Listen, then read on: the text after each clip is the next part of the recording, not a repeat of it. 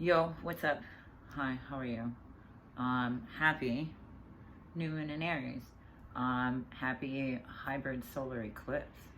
Um, which I've learned a bit about. Um, but new moon in Aries, hybrid weird eclipse, sort of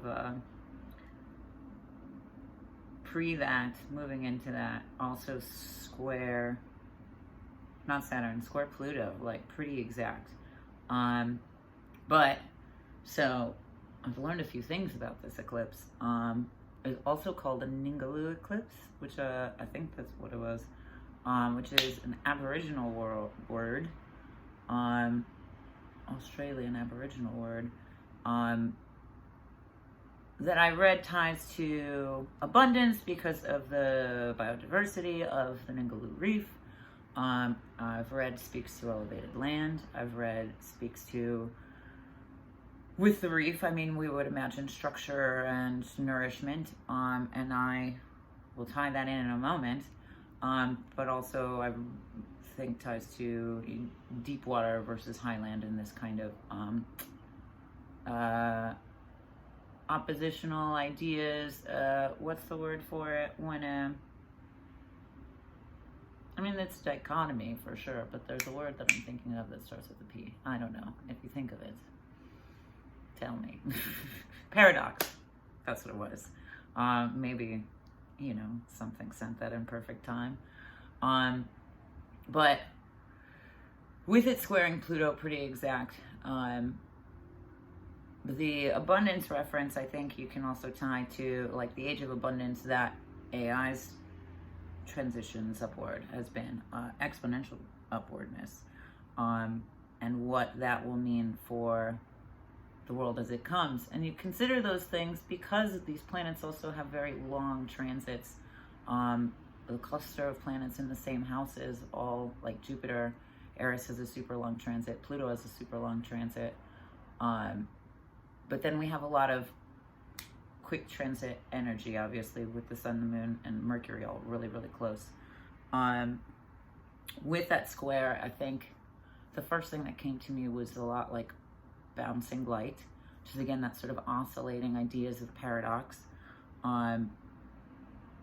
In that sort of, I mean, in perfect 90-degree angles, like it's choices really, to get out of corners. It's a tight constricting place, or it can be. The oscillation and paradox, I think, this deep water, this highland idea, I think ties a lot to not only the sun and this moon, and Mercury near, and this square, but what it will tell Venus and Mars, because they are going to be affected by this as well. And I think Venus in Gemini is insatiable. And I think Mars in Cancer is almost like a different version of insatiable would be the idea of, are you good enough? And both are kind of like almost the same, like the same kind of reflection. It's funny how what seems like opposite sides can actually be both the same kind of hurt, and the same kind of vulnerable, and the same kind of ideas of lack, where we could instead be asked for ideas of power and ideas of enlightenment. I feel like that oscillation will feed Pluto in its course of mind and what it wants to be structured, especially as it squares this and as it deals with, because essentially that square will feed all of what's in Aries, which is Chiron, which is Jupiter, which is Eris. I think that's it. I think all of that will be magnified by that energy. And Eris being magnified, especially with Jupiter, we're looking at like maybe large structures collapsing. And then we kind of get back into that reef idea. There will be ideas of nourishment and restructuring in that department. But the mythology of Eris is the apple of discord. And I think I think with its placement and what I've read about its effects, that is very much a truth force that will come and unfurl, perhaps as Mercury retrograde creeps up on us, and we are already in its shadow. Something else that I read really interesting about these kinds of eclipses is it's both an annular and total eclipse. That means either it completely obfuscates or partially obfuscates, but perception is the key in this, because different places will be able to see it at different times. And ultimately, from what I've read, is that the shadows of the sun, both shadows of the sun through this will still be able to touch the earth. So again, that Venus and Mars construct are both written by shadows, and I think perhaps those are both the shadows. Pluto is asking us to recognize those shadows and to creep in. It's sort of reaching out to them, truly, and pulling them in. But I think, again, that the magnification, the magnitude of everything that's going on with Aries will also move into and reverberate off of any Taurus energies and anything in Taurus, which again goes back to that reef construct in Ningaloo word. The Aboriginal word is what is structured, what is home, what is nourishing, what is growing, what is in synchronicity, what is in communication with its own depth, essentially, because it is a very grounded thing. It's at the bottom of the ocean and all of that jazz. And I think that is almost like it will serve as kind of the light at the end of the tunnel, but it will disturb ground. The apple of discord will be a disturbing of grounding and disturbing of balance and a disturbing of illusions of peace, which will perhaps hit Venus hard because it is in a place of insatiability. But again, I don't think, I don't mean to say that as you know, like prepare for a really heavy hit, although I do think Mercury retrograde will kind of be like a backhand slap. But ultimately, I think Mercury is going to be sort of a left-hand learning, and is ultimately going to be asking quiet and listening.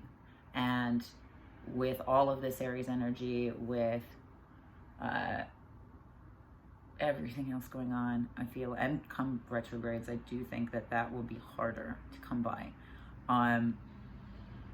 Considering the timing of the eclipse, the moon, and then the retrograde to come, I do feel like it's almost like poor timing, like missing the beat, because of, I mean, and it depends on where you are, really. It totally depends on where you are, and where you see it and how close you are to the vibrations and da-da-da-da-da. But I feel like where I am in America, and perhaps many places in that kind of view or world or perception, are going to feel the intensity, and it is a time to not make assumptions. And I've already seen that in many form, when people almost jump to conclusions. And when you have all of this Aries energy, and you have these squares and the impacts that it will create to everything sort of within itself, almost like just very stuffed pie, then you have to be mindful of those things. And though I do think it will impact everything in a Taurian state with shaking of the ground, that does pull away sediment. That can. It can if you're patient and careful, and not entirely cautious, but aware. So maybe careful is not the right word, but aware. Yeah, I don't know. There's a lot going on. I deal with Mars and Cancer all the time because it's in my chart, so, you know, I'm just hoping for the best. And I appreciate any time that Venus is insatiable, because it does allow for an incredible opportunity for the waves and the frictions to align with what your heart wants, what your mind wants, what your body wants versus what your soul wants. And that can be difficult to navigate, and a lot of times can be painful, and we don't know why. But with that truth force that cometh, ooh. Oh, I don't know why I pulled these first, actually.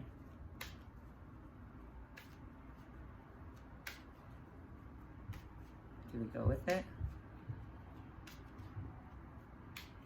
No. We do space first. But I am grateful. All right. Let me refocus. Okay. New moon.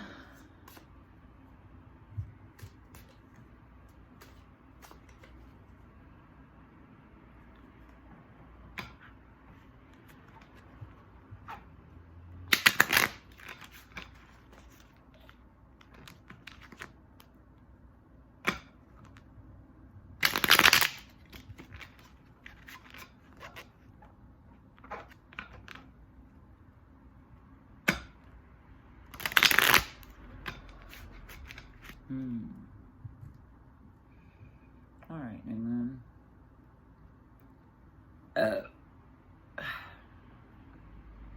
Cool. Okay, we center, my friend. Much like we are hanging out here in my creepy little abode. And much like there are cards in between us, we are going to take 3 deep breaths together.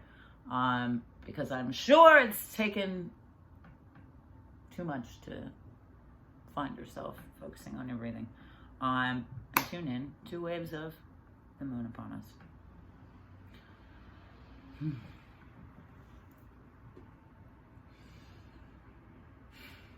All right. Deep breath in. And out. Deep breath in. And out. Deep breath in. And out. Interesting. Okay. Synchronizing structures, like synthesizing, like when one thing overlays another. That also in and of itself is an obfuscation. Like when you can be. You can synthesize like your shadow self and your light self. But you can also synthesize like thought and product in the way that AI is. And that is an obfuscation of reality. So again, the paradox of how these things can be so different and so similar. I did feel a lot of side stability.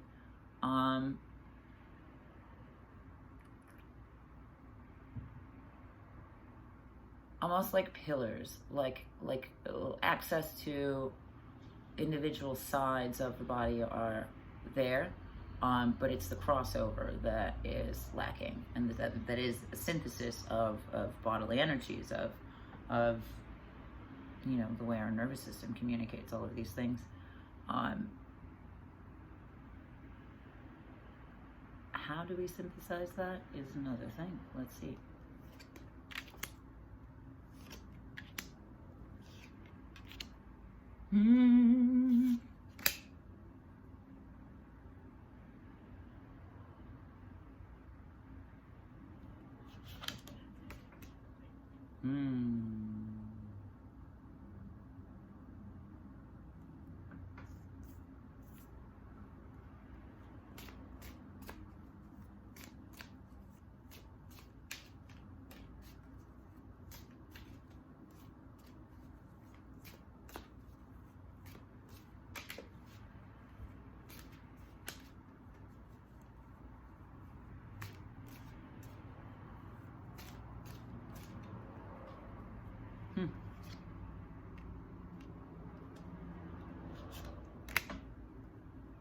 Okay, this is very interesting. And maybe I'm like way too focused on Eris and Jupiter's impact of this. you know, mark my words. But, so, I got Magician, 4 of Wands, 10 of Wands, and then I pulled 2 for the bottom of the deck, 7 of Swords, 5 of Swords. And then I asked, what is this door? Because the 4 of Wands is always a door, and a door of perception or a physical door is another thing entirely. However, it is an actionable idea, which can still be a mode of perception. The door is the 2 of Cups and the Hierophant, which is rules, which is reflections, reciprocity, and rules. The rules that you create or give or govern yourself, which is back to the illusion of peace and what is grounding and balance, and the things that essentially disturbing Uranus and Mercury and Taurus with Pluto and all of this Aries action will occur. There's an intensity that follows because the 10 of Wands follows that.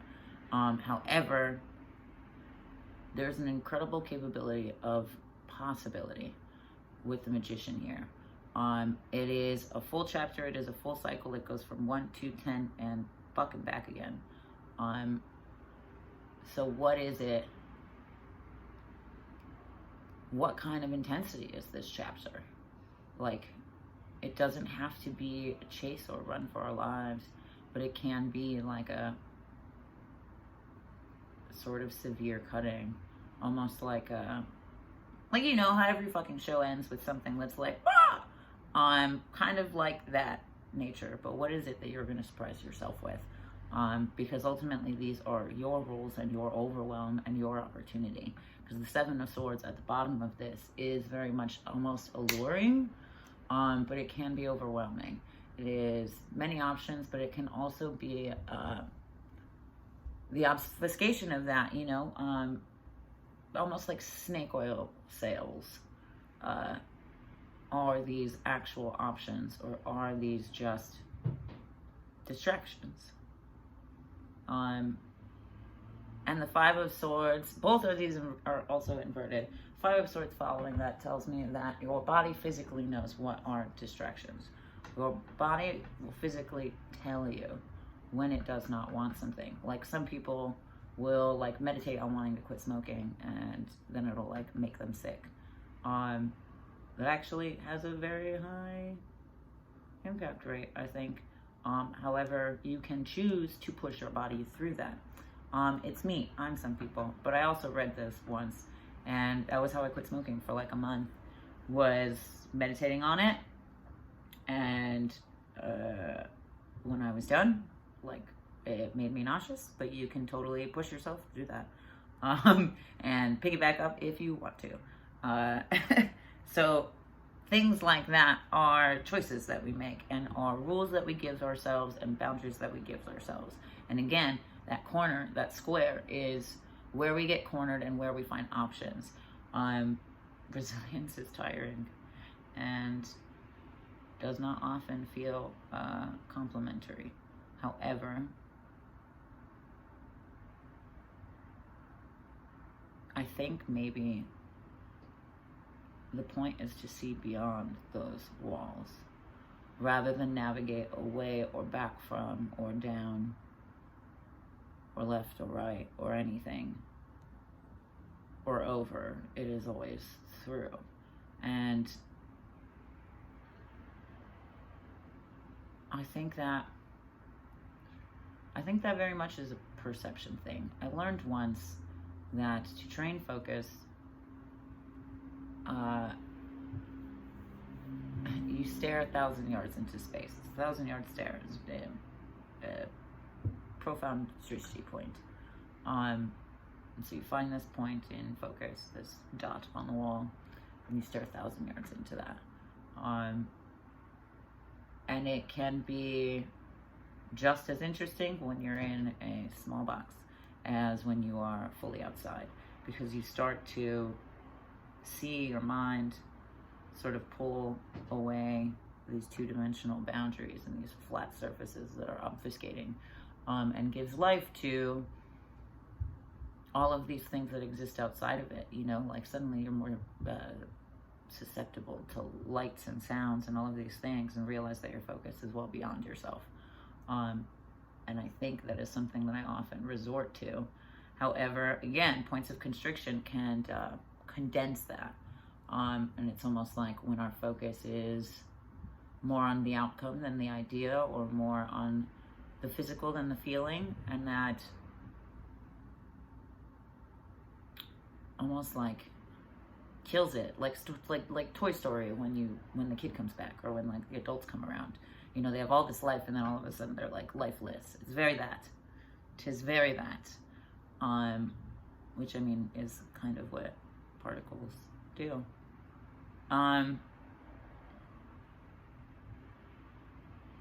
So how do we charge them? Maybe that's the Ten of Wands, is it's not intensity per se or impact per se, but it is charge.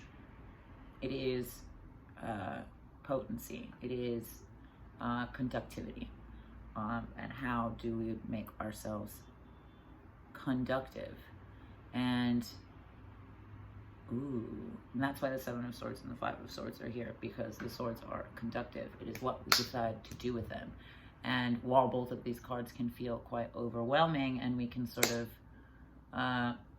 we want to put those swords away and find ourselves in a completely different setting, that in and of itself would bypass the lessons of these swords in order to send it to the air, send it to the earth in charge.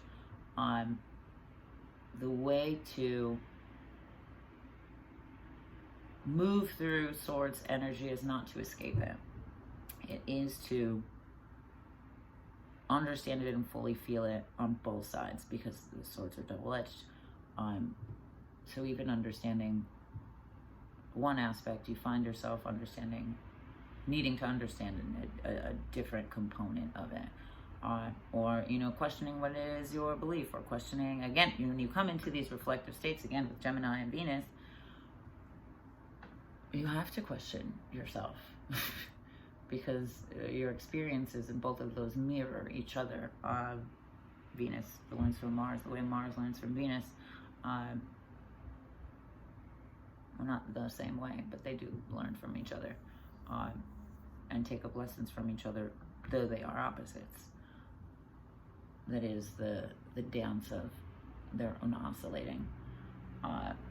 And the same oscillating that would occur in relationships with stars, or relationships with ourselves, or, you know, general relationship with gravity, I guess.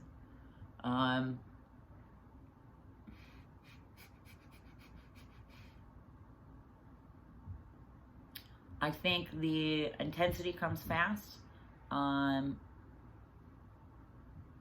However, from learning from 7 to 5 in these swords, I don't know, another moon cycle, give yourself a fucking month, man. These can be hard lessons, but that's true of many moons too. Is, you know, what each season, each astrological season is about, is moving through a chunk of this wheel of life, and a full rotation becomes this cyclical harmonic lesson or occurrence. And maybe that's why it feels so intense, because it's also asking you to have not limited expectation, limitless expectation, but like less expectation. Put no limit on your expectation of self, and do away with limiting expectations of anything else. And it's an intense experience to learn quietness and listening. That is silent, and something some can find peace in, and something some can find violence in. So again, be patient with yourself in that lesson. The lesson in and of itself is where the intensity could be, is, you know, the sudden realization. Just don't fight it, and don't limit yourself, don't sacrifice yourself. Stay humble to love, not desire. Because the two of those things are very different.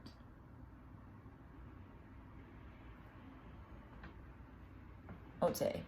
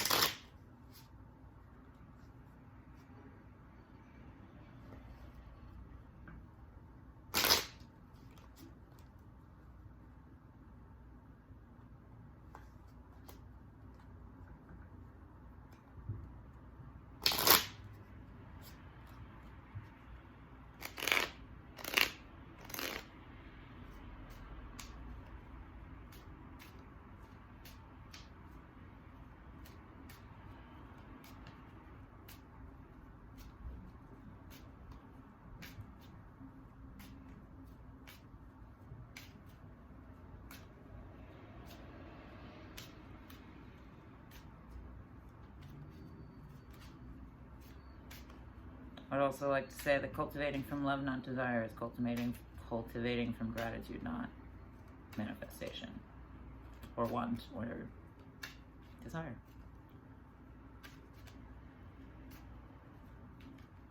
Sorry, I don't know. That just was in my head.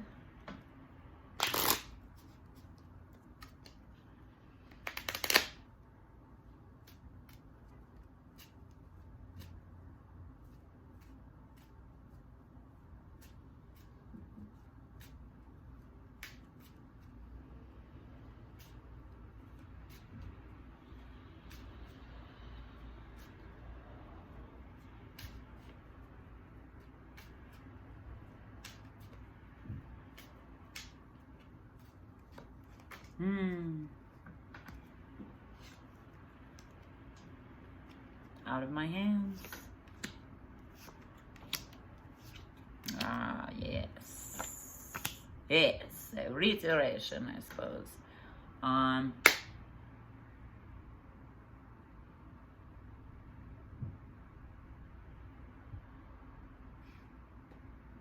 There's discord even here, honestly. Like discorded chords and then an explosion. But 8 of Hearts, Queen of Diamonds, Queen of Hearts. So perhaps this is where we mistakenly journey into the outside world, thinking that is what we find buoyancy in, and then journeying back to the self to find what really is meant to grow. The Queen of Diamonds is nourishing, and again, that structure, that nourishment that we talked about earlier with the eclipse. I think there is a patience and there as well that is focused on recovery. Maybe not so much resilience is a natural byproduct to that. But I feel like that's like it wants to be called recovery, because that gives a little bit more love and a little bit more grace and a little bit more humbleness, whereas resilience makes me feel like I want to fight somebody. The 8 of Hearts is again the synchronizing of these singular paths, the synchronizing of, you know, our desires and our movement, the synchronizing of, again, Venus in Gemini and its insatiable qualities, and Mars in Cancer and its also kind of insatiable quality of not good enough, that also comes with not having enough. And Venus in Gemini does not think it has enough either. So again, that kind of like strange reflection, and strange, like paradoxical in and of itself. I think this card also is like similar to the 1,000-yard stare. It's like cultivating the energy of awareness around itself. A lot of times speaks intuition, but I don't think it's necessarily purely that, as much as it is maybe not asking anything from your intuition, but again, silence and listening and openness to what wants to be heard, or what wants to be led, or what wants to pull. I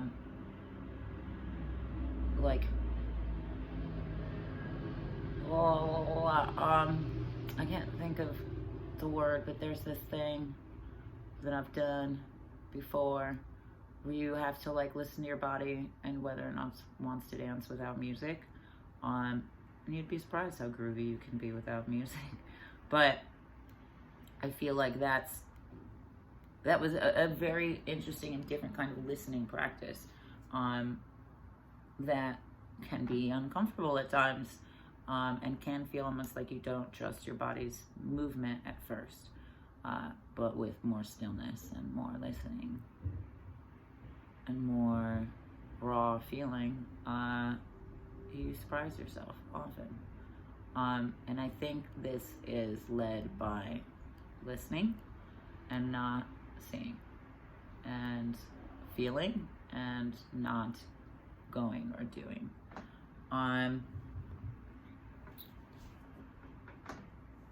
The Queen of Hearts is depth of emotion, is again deep waters and high surfaces, because that depth also gives rise to an elevation of sense of self, spirit, etc., etc.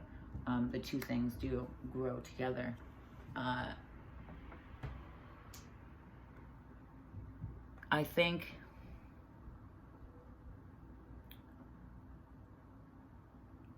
that in that depth, that will be a place of, didn't I say buoyancy earlier?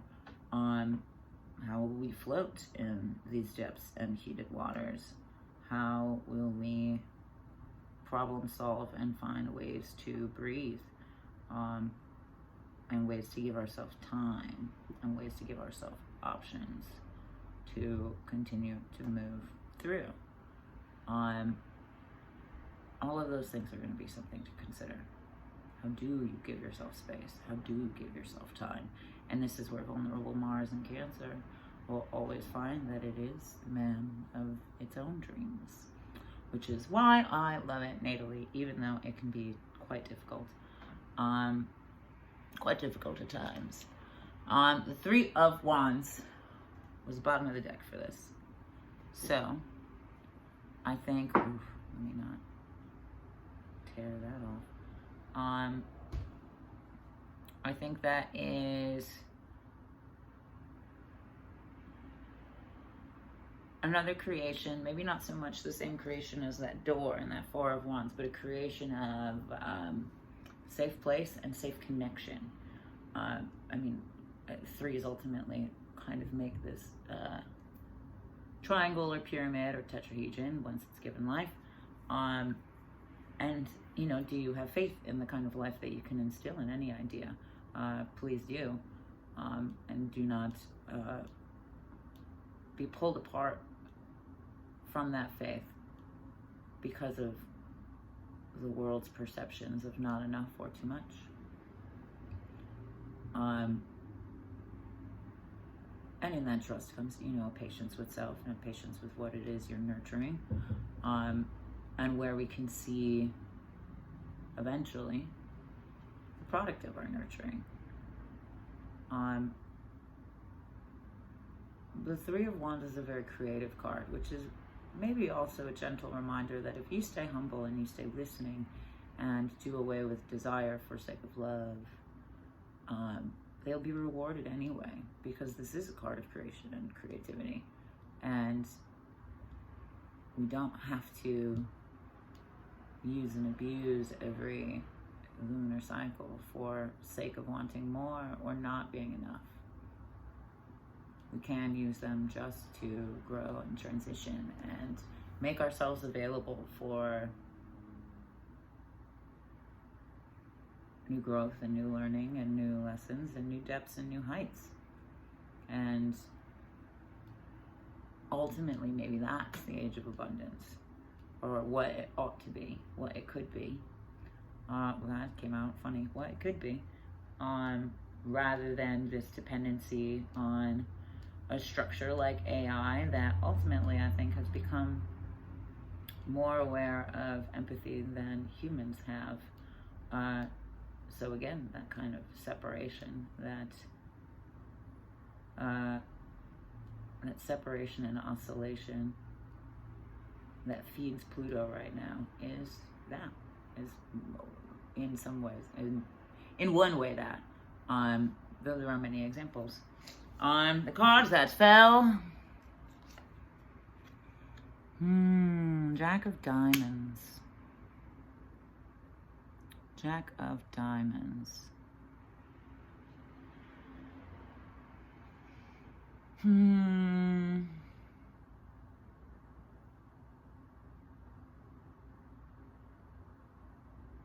I think maybe perhaps that's the character that we must ponder on for these next chapters.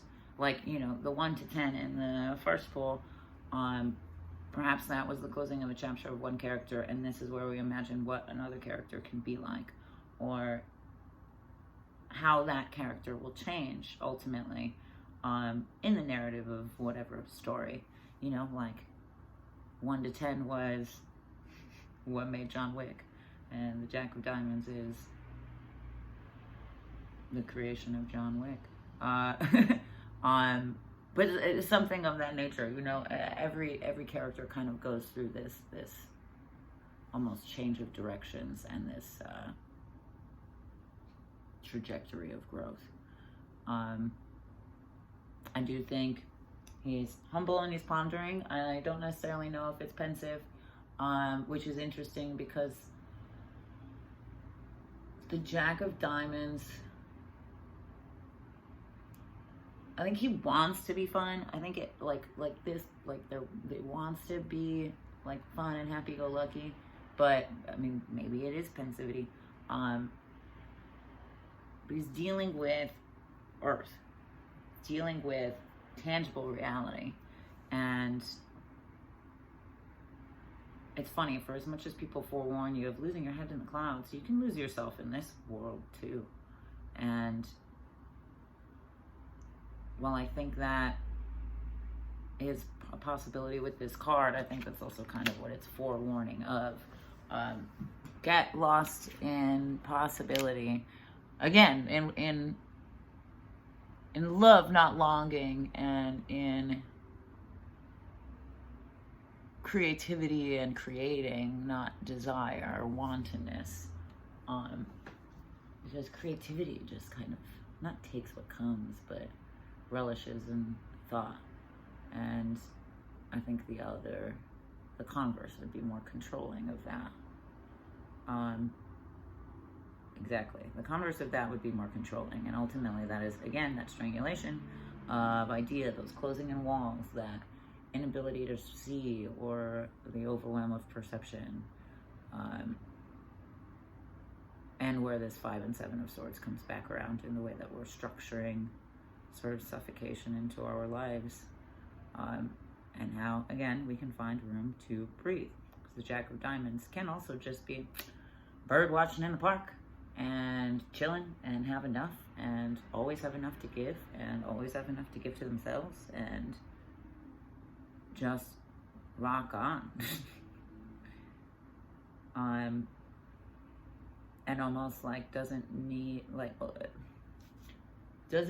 to watch growth to be surprised by it, because it will show up from behind anyway.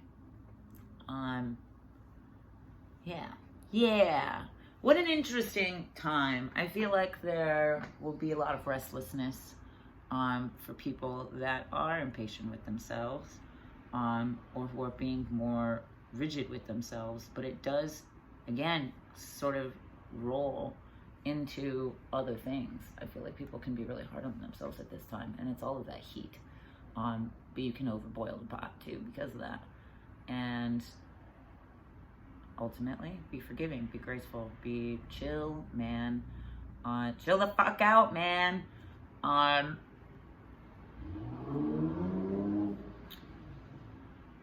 be mindful of where intensity is, because it does not have to be impact. And things are less impacting when we do not hold our breath. And that is the tricky part about learning about deep water or highland, because both will change the way you have to breathe. Ooh. Oh, buddy. Oh, fucking buddy. Yeah, I don't know. Anyway, happy new moon. Happy eclipse. Happy moving through. I will say, just elementally, man, it's not like it's one fucking element or breathing, but it is opposite ones. It is like sky and earth more than anything, or emotion and earth more than anything. And I think that will lean itself a lot to slowing our heart rates down and making room in our cellular memory for more, rather than holding on to tension and, I guess, hoarding emotion in that way, hoarding experiences in that way, especially the painful ones. I think that's where too much tension in the body, I think that's where it'll like condense, like clot, like bundle, which, weird, but right degree angles and hydrogen cells, that seems to have a very literal connection, man. At least in what I'm seeing here. But let me not keep fucking talking. And I will let you enjoy the moon as I'm going to enjoy the moon. And, you know, continue rocking on. So, party on. Peace out. Take care. And love you a long time.